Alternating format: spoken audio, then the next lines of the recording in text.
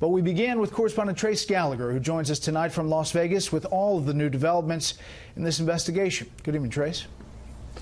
Good evening, Brett. Let's start with that breaking news about possibility of other attacks, including a car bung. You will recall that in the Mandalay Bay, the car of Stephen Paddock was actually found with 1,600 rounds of ammunition, some ammonium nitrate, the same thing that was used in the Oklahoma City bombing by Tim McVeigh, and 50 pounds of tannerite. There were no targets described in the threat, or at least U.S. officials didn't notify us of any targets, and they say they are still looking for a motive to the shooting.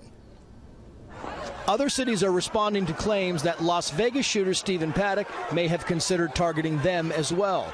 Late today, Chicago police told Fox News that it believes Paddock booked 2 rooms at this hotel overlooking the Lollapalooza Music Festival this summer. Also saying, quote, the city conducts extensive public safety planning and training around major events in close coordination with our law enforcement partners to ensure public safety. Another reported location, Boston. We and many others are fully plugged in on that investigation, and there is no imminent threat to anything in Massachusetts or New England. Last night, officials said Paddock may have also had additional Las Vegas targets. He rented a room in September near the Life is Beautiful Music Festival. As many of you already reported, Paddock rented a room at the Ogden Hotel in downtown Las Vegas. We have recovered video from there to review Mr. Paddock's actions while he was there. Investigators are acknowledging that they may never fully understand what pushed the man they're calling disturbed and dangerous to carry out the worst domestic attack in U.S. history. What we know is Stephen Paddock is a man who spent decades acquiring weapons and ammo and living a secret life, much of which will never be fully understood. One thing they do believe is that Paddock probably didn't act completely on his own. Do you think this was all accomplished on his own? You got to make the assumption he had to have some help at some point. Other revelations, Paddock intended to survive the attack. He was doing everything possible to figure out how he could escape at that point.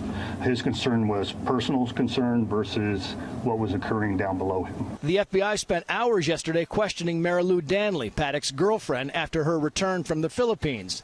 Danley is cooperating and said she knew Paddock as a, quote, kind, caring, quiet man. Her lawyer shared her statement. He never said anything to me or took any action that I was aware of that I understood in any way to be a warning that something horrible like this was going to happen. Anything I can do to help ease suffering and help in any way, I will do. As hospitals continue to treat the injured, the death toll has remained at 58. As of 9:34 p.m. yesterday, we have officially identified all 58 victims and 1 suspect that have been involved in this incident, as well as notified all of the next of kins, which is a big deal. Yet with so many questions still remaining, investigators are predicting a long road ahead. There's a lot of information that's going to change over time as we determine more facts. But this is what I can tell you. Our resolve is firm. We will get to the bottom of this, no matter how long it takes.